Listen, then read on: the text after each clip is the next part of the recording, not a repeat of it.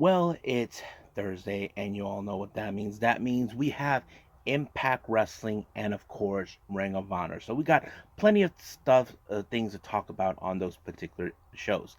However, there is no MLW. It's like a bit of a preview for upcoming event that's going to happen real soon later on this weekend. But, however, that doesn't mean that I'm going to just do Impact and Ring of Honor. I made a judgment call. I decided to review one of Stardom recent events before their Nagoya Golden Fight, which was, of course, in Nagano that took place on the 7th of October, and, of course, the much recent shows of GCW, Fight Club Night 2, and, of course, their first show in Tokyo, To Live and Die in Tokyo, down in Shinkiba. And of course, we'll cap it up with some news updates to tell what's been going on in the world of pro wrestling, such as what events the promotions are throwing out, who's booked, what matches are set, any wrestlers have been signed or departing from their promotions, any injured wrestlers, the whole enchilada. So, let's get ready for another episode of Deleted Wrestle Zone.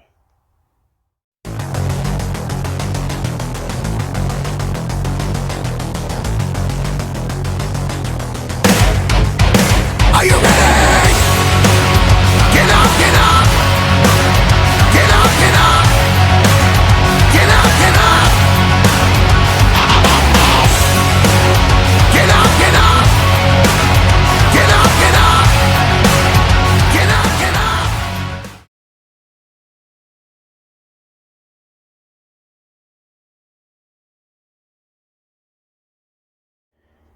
Welcome everybody to the Deleted Wrestle Zone, all things that is pro wrestling with AEW, NXT, New Japan Pro Wrestling, Impact Wrestling, the National Wrestling Alliance, various promotions, wrestlers, matches, and championships. I am your host, Jay right here. So, if you are new to the channel, welcome. This is a channel where we review a lot of pro wrestling shows, not only here in the United States, but also in Japan, Mexico, Canada, Europe, the UK, anywhere in the world where wrestling is not as big, but it is growing. We also do some discussion videos, we do some news updates whenever we get a chance, or we do some news update alerts right away when something important has come up, and various other things. So if you like what you see, you please subscribe to our channel on the subscribe button. You'll be getting a lot of daily reviews from various promotions that you will love. And of course, if you like this episode, please give us a like on the like button or give us a nice comment down on the bottom. So let's begin with our very first review. This is from Stardom. As you know, this is before their October 9th show, Nagoya Golden Fight, that took place on the 9th. This one was in fact on the 7th of October. More of a preview show before the big show, that sort of thing. Our first match, we have, of course, tag team action. We have Miyu Amasaki and Lady C of Queen's Quest. They take on Saki Kashima and Mirai. Now, you probably would think that this match would fall in favor of Saki Kashima and Mirai. Well, it kind of did because, as you know, they both have more experience in wrestling. But in the end, of course, it was Kashima with my emblem onto Lady C to pick up the win. Our next match is a three-way match. Hanan, Mina Shirakawa, and Sudi. Now, this is a bit of a preview for the upcoming Nagoya show. Now, if you guys remember clearly, this is where, of course, when Sudi issued an open challenge for anybody to face her in UWF rules, where, of course, Mina Shirakawa was the one. However, one thing that was very impressive is near the end, of course, is when Hanan was this close in pinning Sudi. But, however, unfortunately, that match ended in a time limit draw, which passed 15 minutes. So I have to say, watching Hanan has shown that she has grown so much. But, however, do we think this is going to be interesting? I don't know. But I do think that we're going to see something very special with Hanan in the future. But, of course, the feud between both Mina and Sudi did continue all the way to the 9th. And, of course, we all know the result of that. Now, our next match, we have the interesting duo of Mei Seita and Suzuki taking on the Cosmic Angels, Yuna Mizumori and Tam Nakano. Now, keep in mind in this, as you know, Zuzu Suzuki is the winner of the 5-star Grand Prix.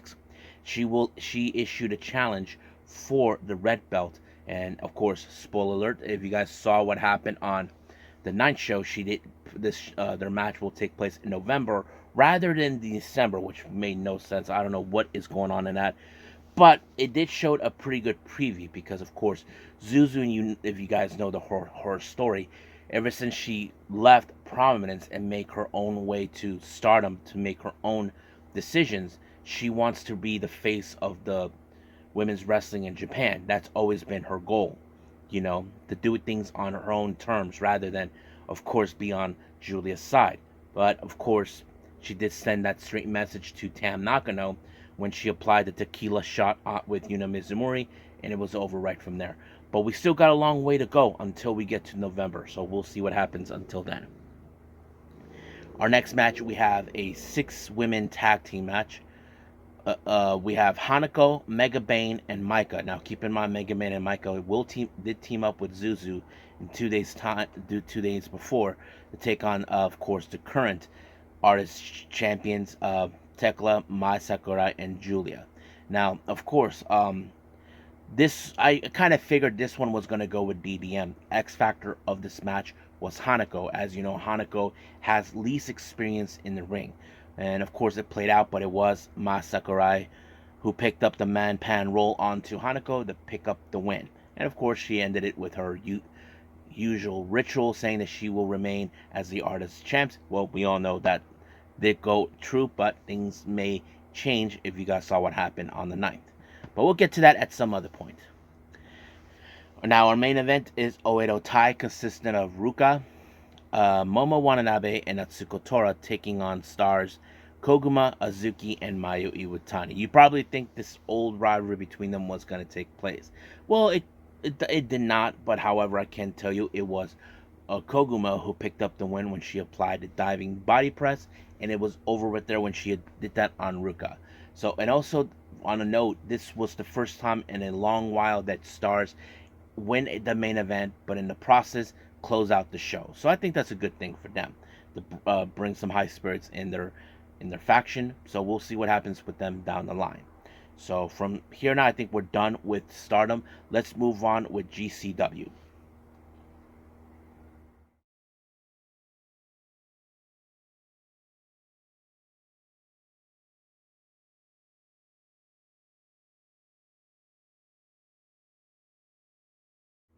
Okay, GCW. Now, this is night 2 of Fight Club. This just recently took place on the 8th of October, and this was in Atlantic City.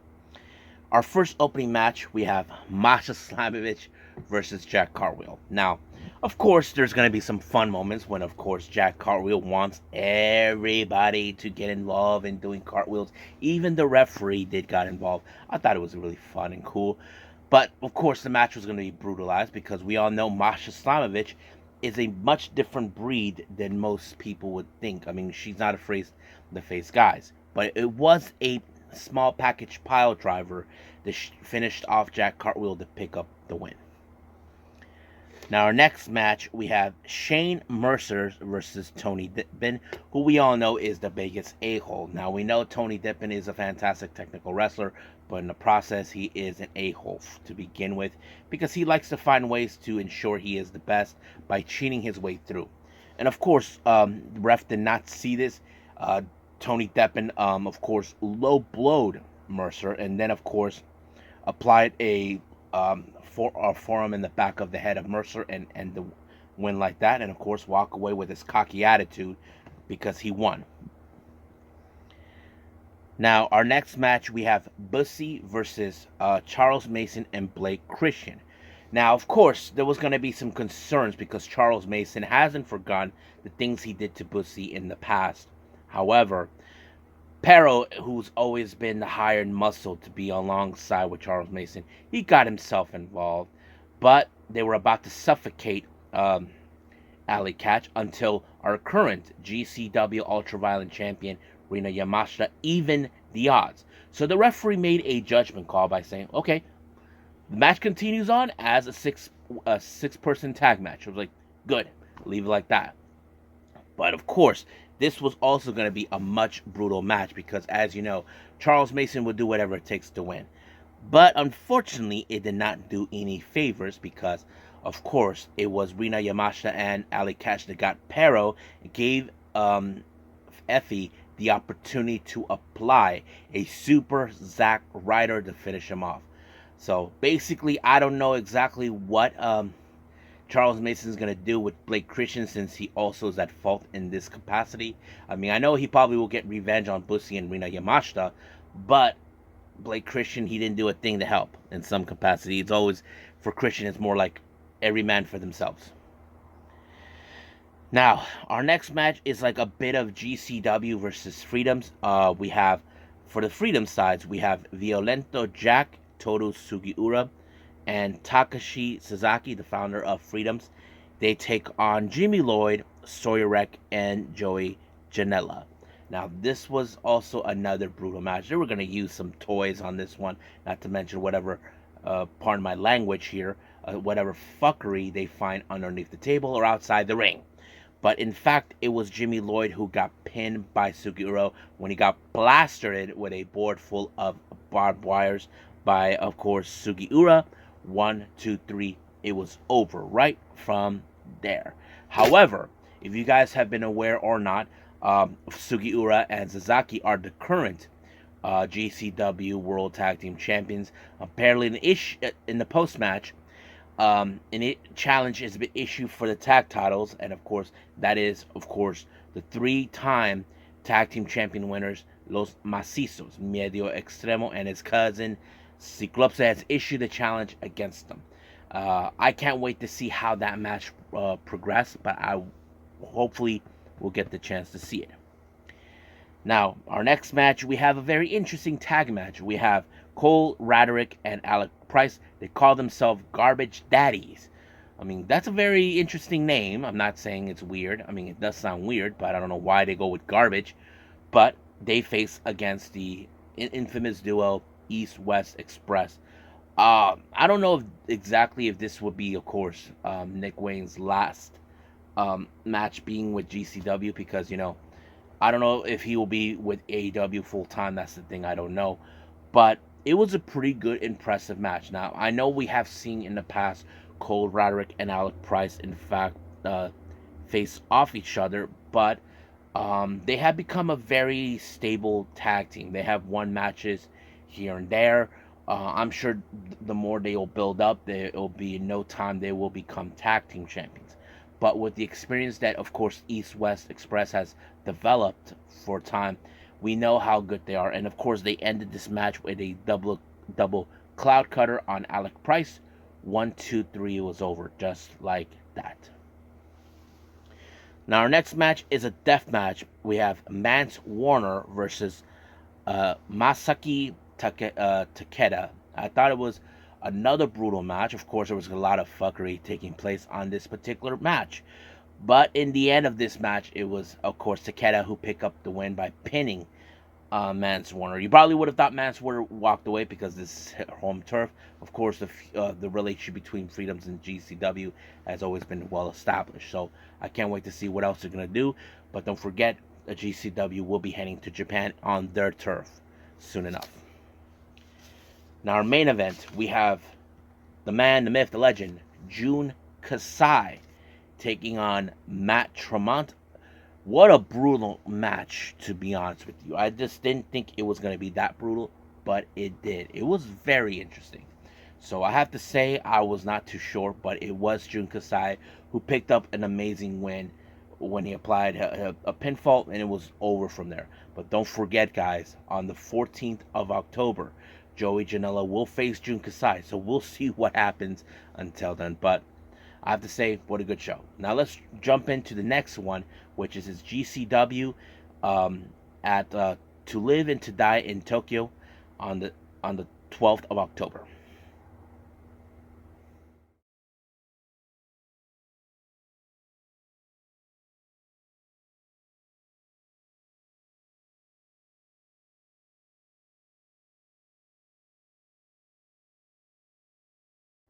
Okay, GCW To Live and Die in Tokyo. This is day one of their show in Japan, in Shinkiba. another legendary venue down in Tokyo. So you probably enjoyed. This was just recently on the 10th of October.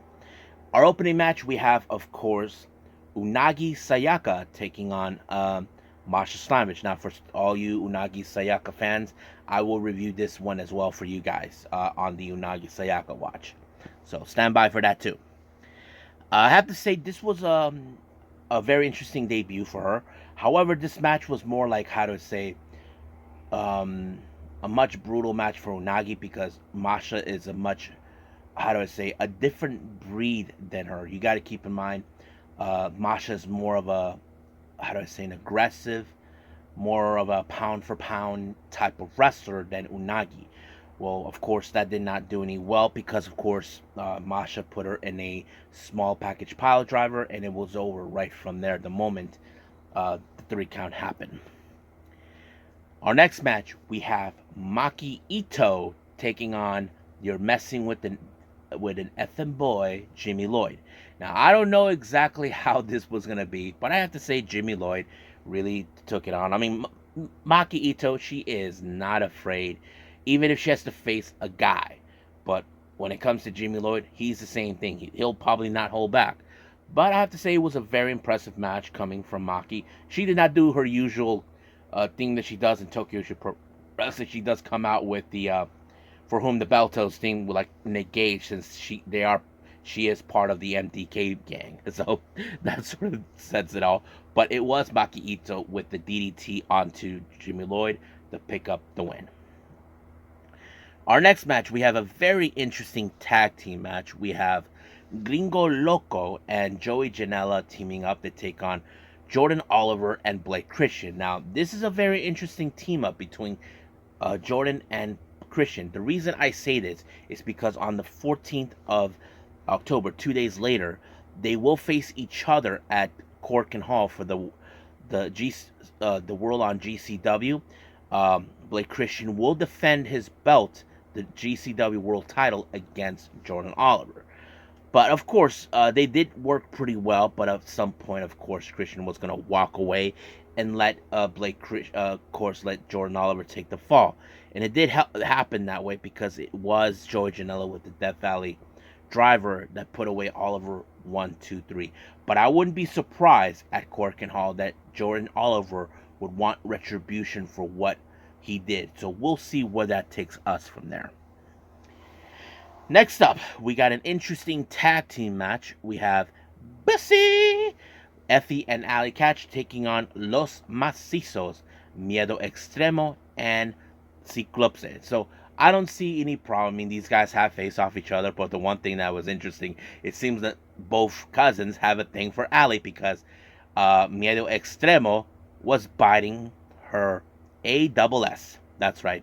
I was like, what the hell? And of course, his cousin's like, hey, come on, I want a piece of it. And of course, Effie tried to sneak in, like saying, hey, let me take care of it. Okay, let's switch. And then, of course, they saw a man's ASS.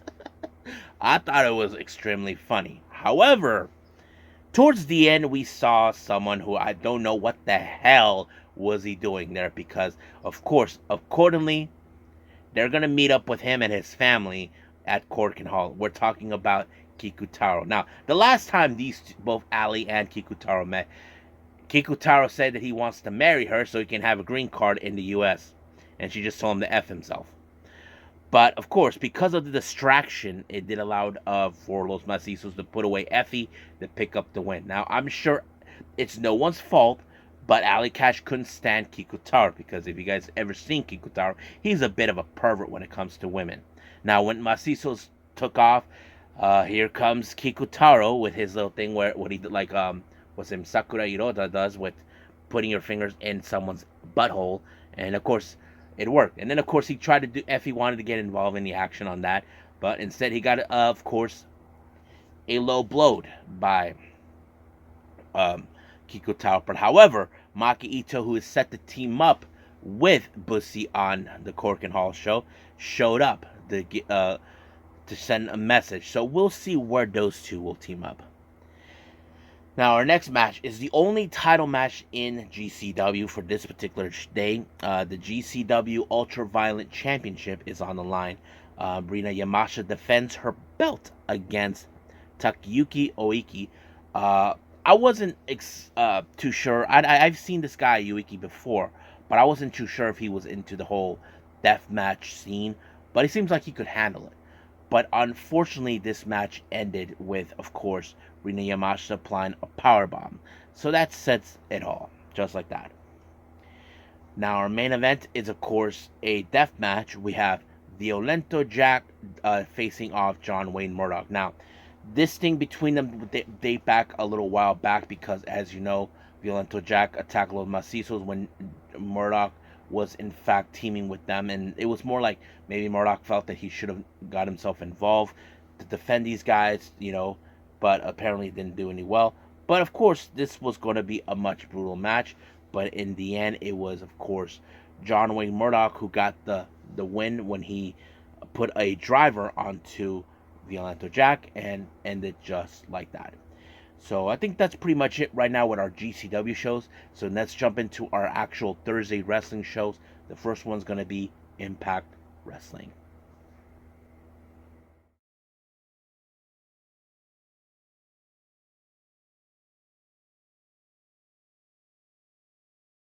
Okay, Impact Wrestling.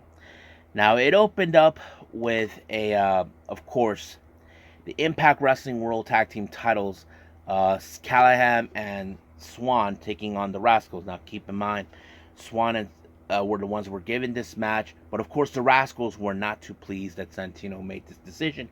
However, whoever walks out as the tag team champions will face um, the ABC for the tag titles. Now, keep in mind, the Rascals but rather be at Bound for Glory, so that's always been the case. But of course, like any other moment, of course, when referee was distracted, Trey Miguel low blowed Callahan and then, of course, applied the spray paint. Then the high flyer fire onto Callahan to pick up the win. Now I know that Callahan has been no longer with Impact Wrestling. I'm not sure if this was his last match, but of course, this match leads now to a guarantee where we're going to see the ABC finally get a crack at, of course, the Rascals after they cost them their tag team titles the last time. So we'll see what happens until then. Now, for a while now, Kenny King and Shelton Jean had just had enough with Heath costing him his problems. So this time they said they're going to try to deal with him once and for all to send him home to his kids permanently. So we'll see where that leads us from there. I wouldn't be surprised if this match will take place in Bound for Glory. Now, Gia Miller conducts an interview with Kylan King. As you know, she feels like what happened last week is the fact that Jody Threat was a problem. And of course, she accused Jody Threat of being the one that she was responsible for the attack on Taylor Wilde. However, Santino Marella had a different theory. It turns out that saying that you keep saying that she attacked her, and then of course she attacked her with tire iron, and then of course Santino said, "I never said it was a tire iron," but the medical examiner said that it was a tire iron that took out Taylor Wilde. So basically, the truth has been revealed. Who attacked Taylor Wilde? So it turns out that the only reason Taylor Wilde was attacked was because Kylan King blamed her for the loss of the Knockouts tag team titles. So basically, that's the reason. So she considered her as dead weight. I don't know what Taylor Wilde will do now when she hears this information, but I'm sure she'll come back with retribution somewhere down the line. Now, our next match, this is part of the, shoot your gauntlet match. Now, in this particular match, there's 5 people. Now, whoever wins the match will get the opportunity to be on the 20th spot. But whoever gets pinned and loses the match, unfortunately, has to be the first one there. So we have Eric Young, Jordan Grace, Champagne Singh, Dirty Dango, and Jake Something. Now, I'm sure that everybody would love to have the number 20th spot at the Call Your Sht Gauntlet match. But out of nowhere, we saw Bravo get involved, and of course, Eric Young took him out like the little weasel that he is. But all of a sudden, we saw someone we haven't seen in WWE in a long time. Um, this guy named Vladimir something, who goes now by Oleg Brusky or whatever his name is. Not sure. He showed up and helped Dirty Dango to win because he pinned Jake Something. So that means Dirty Dango is now on the 20th spot while Jake Something is number 1. I'm sure Dirty Dango will try to do whatever it takes to get what he wants, is a shot of the world title, but that's until Bound for Glory. We'll see what happens until then. Now, Crazy Steve sent out a crazy message indicating to, of course, that he's going to destroy both Black Taurus and Tommy Dreamer. So he's looking forward to that. Now, Gia Miller conducts another interview with Mike Bailey. Of course, the top of the discussion was Jonathan Gresham. Of course, he doesn't know what is going on with him. He understands. But right now, Mike Bailey does understand one thing that he needs to do. He needs to focus and build his momentum because at Bound for Glory, he'll be facing against Will Ospreay. So to sharpen his strategy, he's put himself in an open challenge match. So I don't know who will be accepting it, but it will happen. So we'll see what happens until then. Now, our next match, we have Courtney Rush along with Jessica taking on Tasha Steelz along with Deonna Purrazzo. Nothing special about this, but I'm sure that right now they're trying to establish Tasha and Deonna because they will be facing against MK Ultra for the Knockouts tag team titles. But the match was pretty good. There was no interference, but it was, of course, Tasha Steelz with a cutter. So this will build up momentum for them for Bound for Glory. I wouldn't be surprised if that's the case, but we will pay attention a little closely on their progress from here. Now our next match is a 2 out of 3 falls, 3-fall match, a killer impaler. Now, as you know, the feud between Frankie Kazarian and Eddie Edwards has been going back and forth. As you know, Eddie always considered himself as locker room leaders, but Frankie Kazarian was the one who questioned him, that he felt that he's betraying the teachings of Killer Kowalski. But Frankie doesn't believe that. He thinks that, Eddie doesn't believe that, but Eddie considers Frankie as a big disappointment. But I can tell you how this goes down. The first fall goes to Eddie Edwards when he applied a pinfall. Second fall to Kazarian when he applied the chicken wing. Now the third fall was a very crucial one. But of course, out of nowhere, Alicia was going to get involved. But she got driven through a table thanks to Frankie Kazarian. But this match ended with a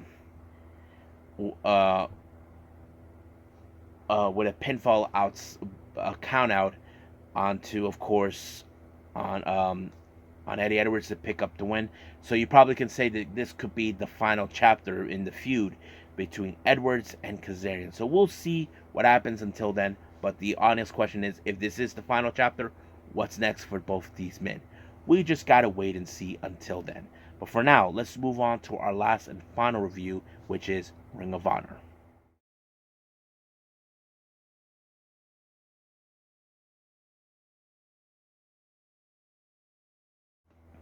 Okay, Ring of Honor.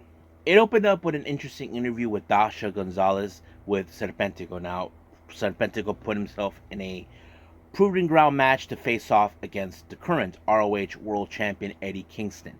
Now, of course, Serpentico, who knows Eddie Kingston, told him that he is not the same guy that he remembered the last time.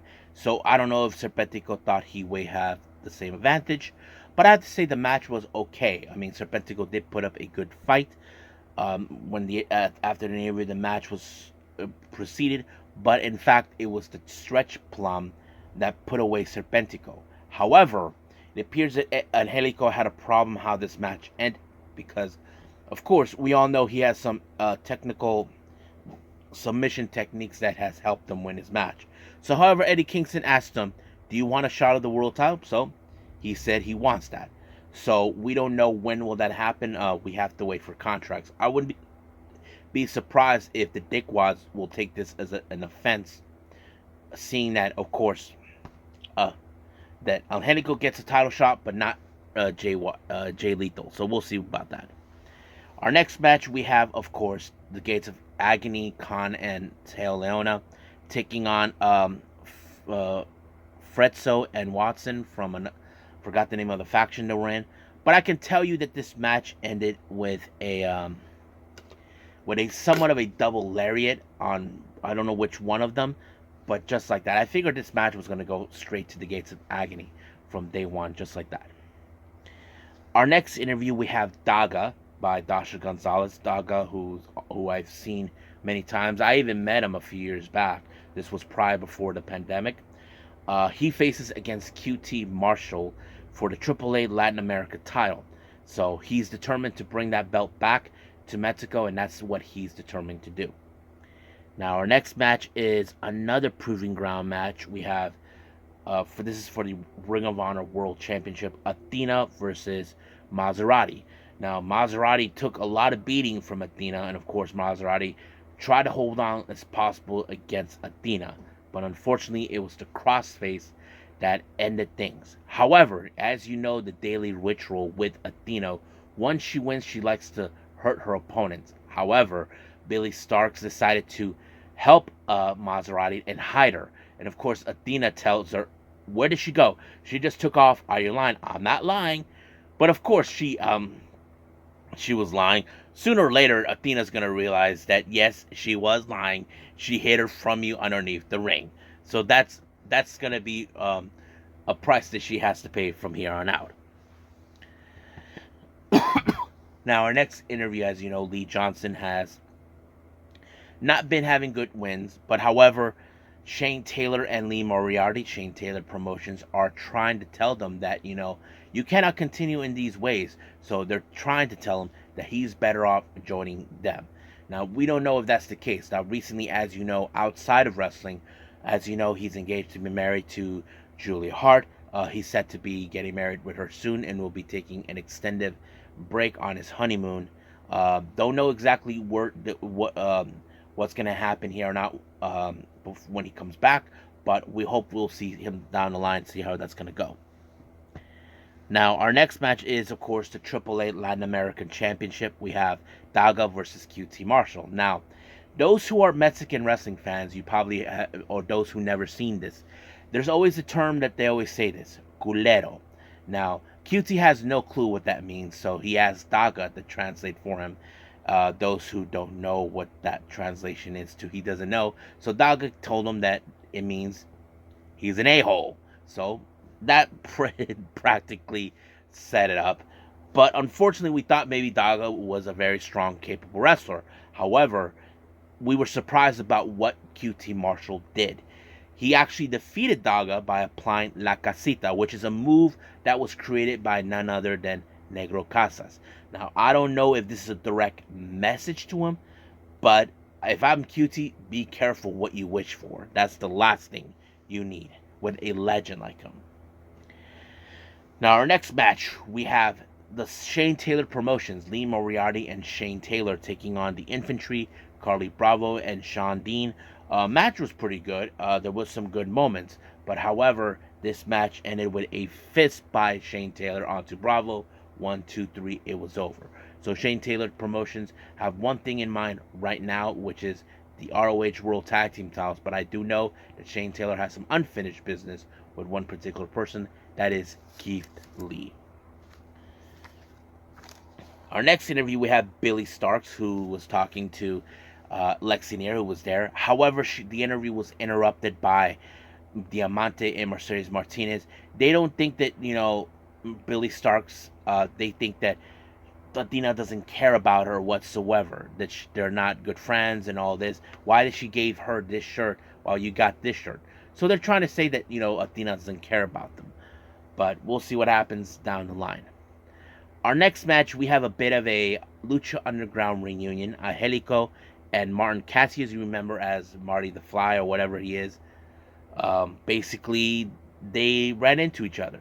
But I can tell you this match ended with Angelico with the Navarro lock, just like that. But however, we're yet to determine when will Angelico will have his title match against Eddie Kingston. We know there's been talk about that, but I'm sure we'll be hearing that somewhere soon. Our next match we have is Lady Frost versus Mercedes Martinez. This was a much brutal match. Of course, Martinez defeated Lady Frost with the Razor's Edge Dominator and ended it just like that. So we'll see what happens. But of course, we don't know what the storytelling is with Athena and all this, but they seem like they have an interest in Billy Starks. Now, we do see Josh Woods along with Smart Rock Sterling saying that he has a new coach, that he wants to take him to a new level, and that coach was Pat Buck or something. I'm not sure if that was him, but we'll see what happens till next week. I'm kind of curious. Our next match is a very interesting one. We have Layla Hirsch versus Willow Nightingale. Now, keep in mind, Layla Hirsch was not in a good mood. She did not beat Athena. Now, this was something that Maria Kanellis warned her, that she was not ready to face Athena. Well, apparently she was wrong, and that's how it ended. However, you probably would have thought that Layla Hirsch would have bounced back after losing that match. Unfortunately, it did not. It was Willow Nightingale with the Dr. Bomb that put her away. But however, Layla Hirsch was not happy with the fact that she lost, attacked Willow, but luckily Willow's closest friend, Sky Blue, showed up for the helping hand. So we don't know where Layla Hirsch will go here. Now, what does Maria think about this whole thing? We'll see where that takes us as well. Our next match, we have Gringo Loco versus Action Andretti. I thought this match was fantastic. A lot of good high-flying spots. I just was really impressed by this one. But in this end of this match, it was a somewhat of a springboard moonsault or so that put away Gringo Loco. So I thought, fantastic match. It was a pretty good one. Our next interview, we have Ethan Page, as you know, who is on a roll. He's currently undefeated. Of course, he did set up a message to everybody in the locker room, including our current ROH World Champion, Eddie Kingston. But he does say he respects Christopher Daniels, since he is one of the OGs of Ring of Honor. So he will be in a match against them later on. Our next match, we have Billy Starks versus Rochelle Pivoter. This match ended with, of course, Athena being proud because she applied the crossface on her. But unfortunately, in the post-match, Athena was attacked by Martinez and Diamante. So this was a direct message telling Billy Starks, is this the kind of person you want to bin with you? But unfortunately, Billy Starks was also attacked. So that kind of sets it up a lot. So we'll see what happens. Next match, we have a singles competition, Anthony Henry versus Kip Sabian. Now, according to what Ian Riccaboni said, it's been nearly 8 years since Kip Sabian's been with Ring of Honor. It was great to see him. It was a pretty good one. He did pick up a very good win. I have to say, very impressive. I like this match. It showed a bit more character with Kip Sabian. I wouldn't be surprised if he decides to be with Ring of Honor from time to time, but we'll see where that goes. Now, Dasha Gonzalez conducts another interview with Griff Garrison. As you know, things are not going well for him. So apparently there's a lot of blame of what happened in the Battle Royal match. He blames it on Cole Carter. So things are going sideways with him on this one. But we'll see where that leads us down the line. Now, our next match, we have Christopher Daniels versus Ethan Page. I think this match was amazing. It was fantastic. To me, it was like a masterpiece. But in the end, it was the Ego's Edge that put away Christopher Daniels. But unfortunately, the party was cut short with the arrival of Sterling and Nice. Now, it seems that Sterling wants Ethan Page to join the varsity athletes, but apparently Ethan Page said no. But Nice has no intentions of having him join because he looks at him that he's nothing but a fat slob that doesn't deserve to be in a ring. So, but Ethan said, look, I'd rather be with those guys than be with you guys. But he did say the next week there will be a match between those two. So that is looking forward to it. I hope this build up the momentum that Ethan Page needs. However, in the end, Christopher Daniels got the respect from Ethan Page. I thought it was fantastic. I feel like Ethan Page is becoming, to me, is developing to become the main character in Ring of Honor. But we'll see where that takes us. Now, our next match, we have Darius Martin taking on Scorpio Sky. I think this match was also fantastic. We know the Scorpio Sky has been with Ring of Honor before, but unfortunately, this match ended in Scorpio Sky with the TKO. Don't know where this leads us with him in the future, but I'm sure we'll see him more often in Ring of Honor, or probably both in AEW. But we'll see where that goes from there.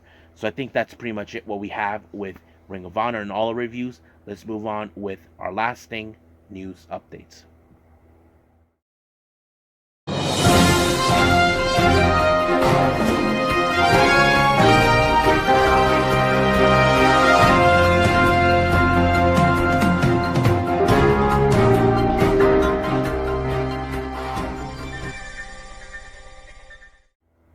Okay, welcome to our news update. So this is what we have so far. Now I'm gonna put this as the beginning. Now, as you know, since I did not release any new video previously, so this is what we have for the AEW versus NXT. To those who were surprised, or I don't know how you reacted, as you know, NXT won Tuesday night. Now they did receive about 921,000 views with the rating of 0.30. This was pretty good on their part, and of course, AEW received 609,000 reviews with the rating of 0.26. Now we know that in recent months, AEW have been slowly declining with viewerships and all this, since these shows were not facing each other. Now, to be fair, I think it was yet to expected about this. Now, recently, because of this, Tony Khan went on social media and he kind of put out his own opinion. Let's just put it that way. That he believes that, the only reason they went higher was because of the arrival, the sudden appearance of John Cena and Undertaker. I mean, yeah, we never seen these two guys be on NXT, so it probably would like that. It would make sense. I think some people are starting to see, yes, we get it, but some people said that he could have just kept his mouth shut and stayed off his phone and focused on AEW. I mean, look, he could have just watched the show and say, okay, so this is what worked for them, and maybe we could do something different that would help us. I think that's something that many people were considering, even others like Dave Meltzer, Booker T, and all that. But we'll see what happens here and out. Stardom has announced that Azumi will be missing out on the 14th and the 15th shows due to a concern of an injury. Now, keep in mind, when there's concerns of the health of a wrestler, let's say they don't want to make the injury even worse, they have to pull them out. So Azumi will be missing 2 shows on that. Now, for all you old school WWE fans, especially back in the Attitude Era, if you guys remember, Mosh and Thrasher, the Headbangers, well, is now official that they will be making appearance with the National Wrestling Alliance, the NWA. It's been a while since we've seen those two guys, but it's great to see them.